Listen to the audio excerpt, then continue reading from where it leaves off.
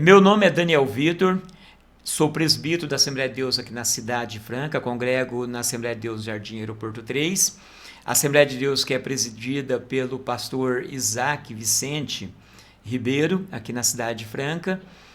Sou psicopedagogo, sou pedagogo, também sou formado em teologia e sou escritor do livro Cristão de Papel. Também anteriormente nós temos já um lançamento anterior, que é o livro A Educação Cristã Educa a Ação Cristã.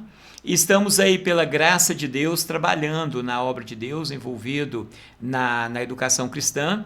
Sou pai de duas lindas meninas que hoje já são mulheres, também avô de um lindo netinho que é o Pedro. E a nossa missão tem sido fazer a obra de Deus. Se você quiser nos convidar também para uma palestra, damos palestra para casais também, para famílias, para adolescentes, e temos feito esse trabalho, essa obra de Deus. Foi para isso que Deus nos chamou e temos nos preparado e buscado a Deus para cada dia fazer melhor aquilo que Ele tem colocado em nossas mãos. O título desse livro ele surgiu já há alguns anos atrás, quando eu estava lendo um livro intitulado O Cidadão de Papel. Eu comecei a analisar ali onde o escritor ele comenta sobre a grande divergência que existe no Brasil entre as leis e o cumprimento delas, né?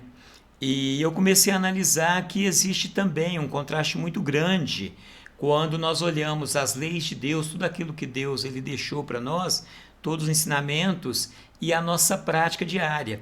Então daí surgiu a ideia, assim como existe o cidadão de papel, aquele cidadão que está distante entre a lei e a prática, também existe o cristão de papel, que é aquele cristão que ele conhece a palavra, mas que não pratica da forma que deveria ser praticado. Então foi dessa forma que surgiu o título desse meu segundo livro. Quando nós falamos do Sermão do Monte, é muito interessante observar que ele traz um conteúdo fantástico e poderia assim dizer que o Sermão do Monte ele seria suficiente para um cristianismo verdadeiro. Se tirasse tudo da Bíblia e deixasse apenas o Sermão do Monte, acredito eu que seria o suficiente para uma vida cristã genuína diante daquilo que Deus tem para cada um de nós. É importante analisar que o ser humano ele foi criado para viver em sociedade, então não existe como viver separado da sociedade. Por algum tempo, alguns homens eles tentaram se isolar, criando mosteiros, criando alguns locais para fugir da sociedade. Mas o pecado ele é algo inato no homem, e onde o homem for, o pecado vai estar. Agora, o cristão viver em sociedade é possível e é necessário viver em sociedade. Porque se o cristão não viver em sociedade, como que ele vai ser o exemplo para as demais pessoas? Então é possível e é necessário que o cristão viva assim em sociedade. Então o livro ele traz essa visão, que é possível e necessário viver em sociedade. Então, quando nós falamos ali nesse tema pedra, pergaminho e também o papiro, nós estamos falando dos mandamentos de Deus e no livro nós mostramos que Deus desde o início ele teve essa preocupação em se comunicar com o homem. E depois nós vamos ver que por muito tempo Deus comunicou de forma oral aos seus filhos e depois Moisés é convocado por Deus para escrever os seus mandamentos, que foram, nós vemos que a Bíblia relata que por 2 vezes foram escritos em pedras. E depois nós vemos os mandamentos sendo escritos também em pergaminhos e também em papiro. Então, nessa parte do livro, nesse capítulo, nós trazemos onde os mandamentos foram escritos, como eles foram escritos e que hoje os mandamentos estão escritos na Bíblia de papel, estão escritos no celular. Hoje nós encontramos a lei escrita em várias formas, mas o mais importante que nós sublinhamos no nosso livro é que independente de onde está escrito a palavra de Deus, ela continua sendo a palavra de Deus e tendo o mesmo efeito. Jesus, quando ele conclui o Sermão do Monte, ele enfatiza a necessidade da prática. É uma das coisas que nós falamos bastante quando nós falamos em papel e prática. Nós fazemos aí uma ligação e trazemos olhar o seguinte: qual deve ser o papel e a prática do cristão? E Jesus ele enfatiza no final do seu sermão que o homem sábio, o homem prudente, o que ele faz? É aquele que ouve e pratica a palavra. Porque nós vivemos dias em que todos ouvem a palavra. A palavra ela está nas redes sociais, está nas mídias, por todas as partes nós vemos a palavra sendo pregada e sendo ensinada. Mas o mais importante não é apenas ouvir a palavra, porque Jesus fala que é importante aquele que ouve e pratica. Ele traz o exemplo de 2 homens que ouviram. E ele diz que aquele que praticou, ele foi sábio e construiu a sua casa sobre a rocha. O outro também ouviu a palavra, no entanto, ele não praticou. E o que não praticou, ele é semelhante àquele que construiu a sua casa sobre a areia. Porque a palavra mostra que a tempestade vem sobre todos. E aquele que ouve e pratica, ele vai estar firme e ele não será abalado. Então é isso que nós trazemos dentro do contexto do nosso livro. Quando nós falamos dos evangelhos, nós falamos nos 4 livros que iniciam o Novo Testamento. E os evangelhos nada mais são do que a vida de Cristo aqui na terra. Então, por isso é muito importante, porque quando nós olhamos para os evangelhos, nós vemos Jesus na prática, nós vemos Deus na prática. É tão interessante que no livro nós falamos uma frase que eu me lembro de ter ouvido do pastor Ariovaldo Ramos há muitos anos, que em Jesus nós vemos Deus quem Ele é e como o homem deveria ser.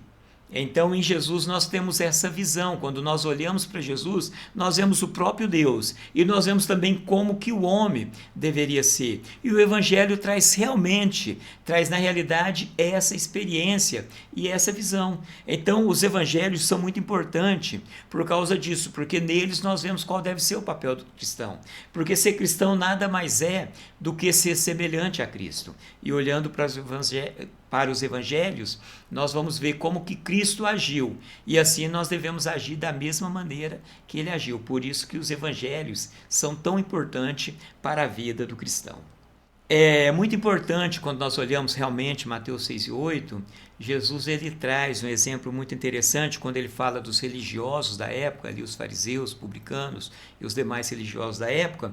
Jesus ele faz uma ênfase muito importante quando ele diz: não assemelhei, pois, a eles.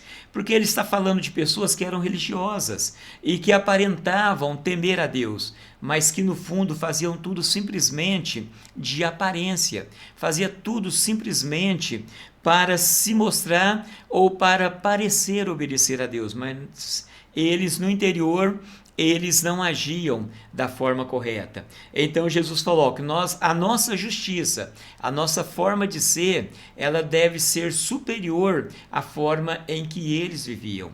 E que nós não devemos fazer semelhante a eles. Que o nosso cristianismo, o nosso evangelho, a nossa forma de agir, ela deve ser diferente daqueles religiosos que simplesmente viviam de aparência. Então Jesus ele traz um evangelho genuíno, o evangelho que ele sai de dentro para fora. Ele é um evangelho que ele transforma o homem por dentro, e essa transformação interior ela vai ser reproduzida no exterior do ser humano. Então é isso que nós vemos e aprendemos com a fala de Jesus.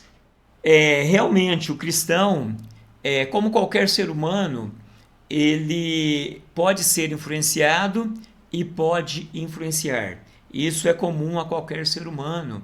Nós temos essa facilidade para influenciar e também para ser influenciado. E quando nós olhamos para a Bíblia Sagrada, nós aprendemos que nós temos a função de ser sal e de ser luz. E realmente, como o Senhor me fez essa pergunta, quando o cristão ele é sal, quando o cristão ele é luz do mundo, ele faz toda a diferença e ele pode mudar toda uma comunidade. Nós vemos histórias de pessoas que mudaram famílias, pessoas que mudaram toda a sua comunidade e pessoas que tiveram capacidade para mudar uma nação através do seu testemunho. Então, nós precisamos influenciar e jamais deixarmos ser influenciado. O apóstolo Paulo ele fala sobre isso quando ele diz que nós não devemos nos conformar com esse mundo, mas devemos nos transformar a cada dia e que essa transformação ela seja vista e também transmitida para toda a comunidade que nos cercam. Então esse é um dos papéis importantes que nós temos, de ser influenciadores e jamais sermos influenciados pelo mundo. É interessante falar em justiça, porque nós seres humanos, nós gostamos de julgar, temos uma facilidade para julgar. E os escribas e fariseus não eram diferentes, eles tinham uma facilidade para julgar. Só que o nosso julgamento ele é diferente de Deus, a nossa medida é diferente de Deus. E no livro eu faço uma pergunta que eu trago para você também, que está nos assistindo neste momento. Se Deus ele usasse a mesma medida que nós usamos, a mesma régua que nós usamos para julgar o nosso irmão, o que seria de nós? Se Deus ele olhasse para nós da mesma forma que nós muitas das vezes olhamos, porque aqui quando nós pensamos nos escribas e fariseus, é muito comum nós agirmos semelhante a eles. Então a justiça de Deus ela é diferente da justiça dos escribas e dos fariseus, porque a justiça de Deus ela é uma justiça que perdoa, ela é uma justiça que olha para o interior, ela é uma justiça que ela vê o arrependimento, ela é uma justiça que dá oportunidade para o perdão. É muito importante que no livro eu cito o exemplo de Davi. Davi é um exemplo muito interessante de como funciona a nossa justiça. Porque Davi, de repente, ele ouve que alguém que tinha muitas ovelhas recebeu uma visita e ao invés de sacrificar uma das suas ovelhas, pegou uma única ovelha que o seu vizinho tinha e matou. O que Davi fala? Esse cidadão ele é digno de morte. De repente o profeta vira para ele e fala, mas esse cidadão é você. Porque você, com tantas mulheres, você foi pegar a única mulher do seu vizinho. Então, Davi falou, não, agora eu quero perdão. Então, a gente percebe que a nossa justiça ela é bastante diferente da justiça de Deus. Mas no livro nós falamos bastante sobre isso. E a minha oração é que a minha justiça, que a nossa justiça, ela possa se assemelhar à justiça de Deus. É muito interessante quando nós falamos nessa questão de valores, de princípios, e aqui no caso, quando nós falamos em ambição, porque realmente todos nós somos ambiciosos, e no livro nós fazemos algo que às vezes é imperceptível, mas o escritor aos Hebreus, ele fala que todos aqueles lá do passado, eles tinham ambição, eles fizeram o que fizeram por um propósito. A Bíblia fala que Abraão, ele avistava uma terra, ele fez porque ele tinha um propósito de alcançar uma promessa que ele havia recebido de Deus. Então, a diferença aqui, quando nós falamos em ambição e piedade, a diferença entre a ambição que nós vemos no mundo e a ambição que nós devemos ter é a seguinte, o que nós estamos ambicionando? Deus ele nos traz essa visão de que nós devemos buscar primeiramente a Ele, desde lá do passado, e o próprio Jesus ele traz essa visão quando ele diz, buscai primeiro o reino de Deus. Então a nossa ambição ela deve ser o reino de Deus e a sua justiça. Então quando nós ambicionamos o reino de Deus e a sua justiça, nós vamos viver uma verdadeira piedade. Então a piedade ela não vai sair do foco e não vai deixar de ser cumprida quando nós temos uma ambição que é voltada para as coisas de Deus. Então no livro nós trazemos esse olhar, que tudo que nós fazemos, porque é interessante essa pergunta, por quê? Porque tudo que nós fazemos, nós temos uma motivação. Quer dizer, qual é o motivo da nossa ação? Então, o motivo dessa ação automaticamente é uma ambição, é algo que nós desejamos, é isso que vai nos motivar a fazer. Então é importante analisar, nós trazemos uma fala do professor Cortella, quando ele traz no seu livro Por que Fazemos o que Fazemos? Então, em nosso livro nós fazemos essa pergunta, por que eu faço o que eu faço? Então, que a nossa ambição ela possa estar sempre ligada às coisas de Deus, que a nossa prioridade possa ser o reino de Deus e a sua justiça. É muito interessante essa pergunta que o senhor me faz pelo seguinte, porque foi uma das coisas que me motivou a escrever o livro, foi realmente essa situação que nós vivemos. Porque nós vivemos num contexto em que ser cristão, eu costumo dizer que hoje é chique ser cristão, está muito fácil ser cristão. Por quê? Existe uma mistura muito grande. Agora, será que realmente o cristianismo que nós estamos vivendo é o que Jesus deixou? Será que o papel do cristão ele está sendo cumprido da forma que Jesus deixou? Porque hoje, como o senhor fala, a pregação do evangelho, os cultos, muitos shows, muitos espetáculos, muitas pessoas querendo ser vistas, usando muitas das vezes o nome de Deus.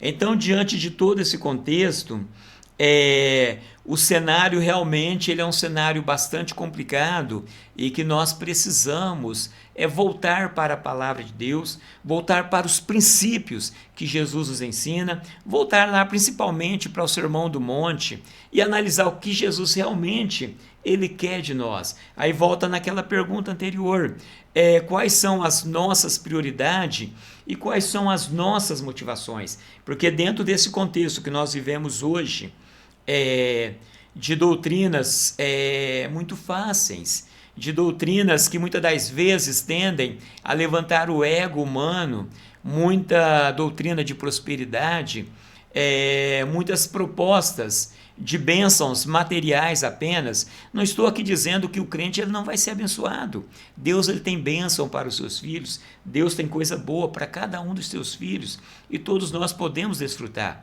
No entanto, essa não deve ser a prioridade das mensagens. Em nossos púlpitos nós ouvimos muitas mensagens que vêm simplesmente para agradar o ego das pessoas, muitas das vezes para agradar a pessoa, muitas das vezes simplesmente para motivar a pessoa a permanecer na igreja. Então esse evangelho que nós vemos hoje, realmente ele me preocupa e nós precisamos analisar esse cenário e dentro do contexto do livro todo, é importante a gente fazer uma autoanálise, fazer uma avaliação de como tem sido a nossa vida dentro desse cenário, que realmente é um cenário preocupante. Porque quando nós tínhamos uma igreja perseguida, os cristãos faziam por amor. Hoje nós temos uma igreja protegida, então os cristãos fazem muito mais porque é agradável, porque é algo bom, é algo sociável. Então precisamos tomar cuidado realmente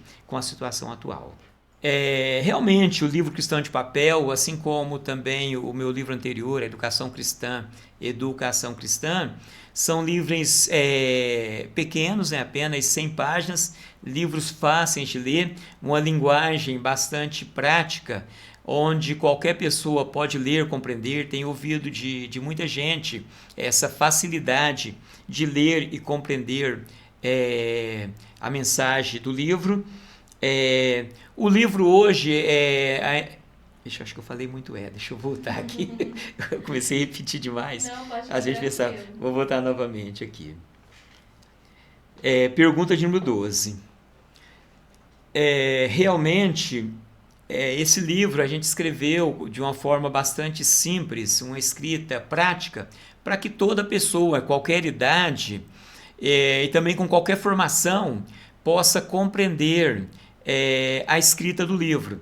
Tanto a Educação Cristã, que foi o meu livro anterior, como esse Cristão de Papel, é uma linguagem prática, é um livro que não é um livro tão grande, é um livro básico, bem prático para se ler. E esse livro, por enquanto, ele está apenas comigo, que você pode comprar pelo celular, você pode me encontrar também no Instagram. Depois eu vou estar passando o endereço, a gente vai estar escrevendo abaixo aqui o endereço do Instagram, também do celular. Se for para comprar aqui na Cidade Franca, apenas R$ 20 você pode adquirir esse livro. A gente entra em contato e a gente arruma uma forma para estar entregando esse livro para você. Apenas R$ 20 você estará adquirindo esse livro, abençoando a nossa vida e sendo abençoado também. Se for fora da Cidade Franca, a gente vê e acrescenta dos R$ 20 o custo do frete apenas e encaminha para qualquer lugar do Brasil. O meu celular, o código é 16, o celular é 99210 1361. Depois eu vou passar o endereço do Facebook e também do Instagram. Aqui logo abaixo você poderá estar lendo também. Que Deus abençoe a todos. Muito obrigado pela oportunidade. E tenho certeza que você adquirindo esse livro, você será muito abençoado por todo o contexto que ele tem e o que ele pode trazer para a vida de cada um de vocês. Deus os abençoe em nome de Jesus.